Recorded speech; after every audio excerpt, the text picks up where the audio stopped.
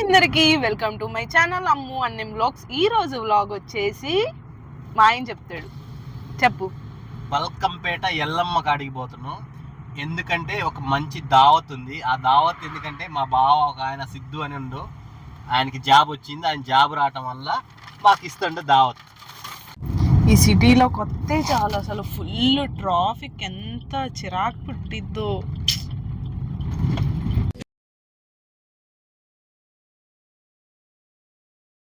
Temple దగ్గరికి అయితే వచ్చేసాం. నేను ఈ టెంపుల్ గురించి వినడమే కానీ చూసింది మాత్రం ఇదే first time.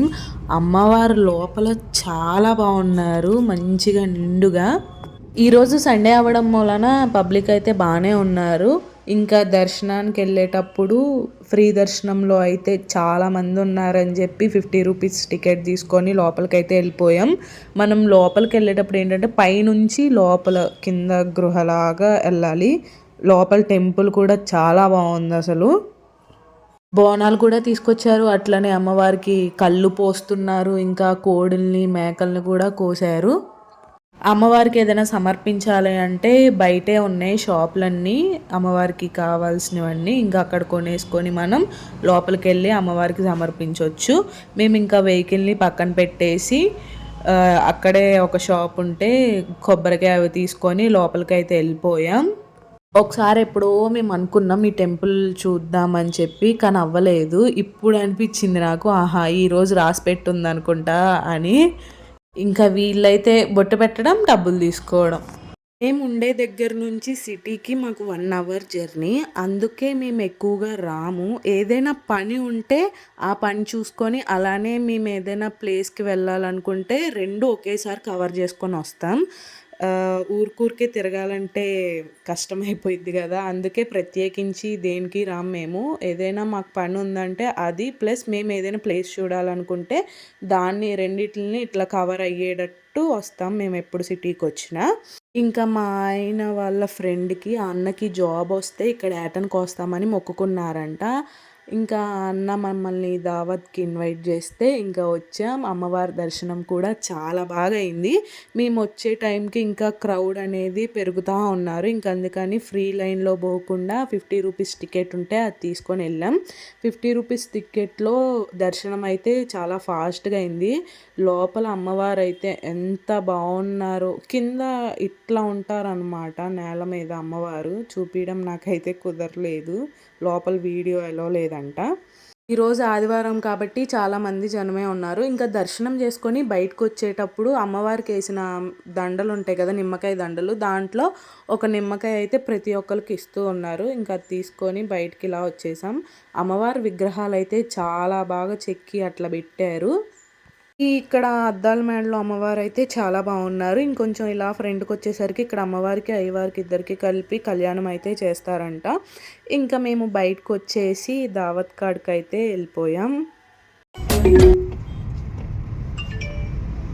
Take the next left. ఇంకా లంచ్ ప్లేస్కి అయితే వచ్చేసాం. చాలామంది వచ్చారు. మా ఊరు పిల్లలందరినీ పిలిచారు. ఈ అన్నకే జాబ్ వచ్చింది, ఈ అన్నే దావత్ ఇస్తున్నారు. ఇంకా ఐటమ్స్ వచ్చేసరికి వెజ్, నాన్ వెజ్ ఉన్నాయి. నేనైతే వెజ్తోనే తిన్నాను. బగారా రైస్, పన్నీర్ కుర్మా, ఏదో స్వీట్ పెట్టారు, అదైతే నాకు చాలా బాగా నచ్చింది. నాన్ వెజ్ కూడా చాలా బాగున్నాయంట కర్రీస్ అవి. నేను మా హస్బెండ్ని అడిగాను. ఏడే ఉంటారు ఇద్దరు మీరందరూ? అరే ఇంతమంది కలిశారు, ఒక సెల్ఫీ దిగుదాం, బెడదాం, ఏమీ లేదు. అసలు మీరు అసలు యూత్ ఎట్ అయ్యారో నాకు అర్థం కావట్లేదు.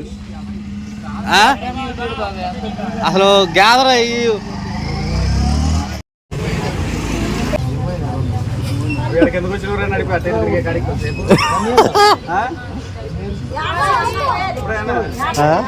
కనపడితే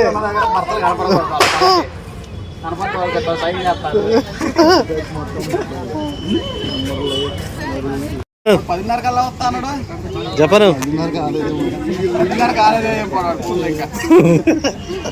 ఇప్పుడు ఏం చేస్తున్నారా? ఫోన్ చేస్తున్నా. ఏం చేస్తున్నా? ఆ గుడ్డ దిగమ్మా. దావత్ అయిపోయింది. నాకైతే ఫుల్ సిగ్గైంది. ఎందుకంటే ఫస్ట్ టైం అంటే చాలా మంది తెలిసిన వాళ్ళు, కొంతమంది తెలియదు అన్నమాట. ఎట్లయినా తెలియని దగ్గరికి వెళ్తే కొంచెం సిగ్గు బిడియం మొహమాట అవన్నీ ఉంటాయి కాబట్టి అంత గమ్మున ఎవరితో మింగిల్ అవ్వలేకపోయా. మాట్లాడిస్తే మాట్లాడా అంతే. నెక్స్ట్ టైం మళ్ళీ కలిసినప్పుడు అప్పుడు మనం కొంచెం ఫ్రీగా మాట్లాడొచ్చు అనమాట. అంతేనా బావా? నాకు అసలు మాట్లాడడం సిగ్గు కాదు కానీ స్టార్టింగ్ ప్రాబ్లం నాది. అందరినీ కలిసావా నీ ఫ్రెండ్స్ ని? కలిసా. అయిపోయిందా దావత్? దావత్ అయిపోయింది. సరే మరి బాయ్ ఫ్రెండ్స్, నెక్స్ట్ వీడియోలో మళ్ళీ కలుద్దాం.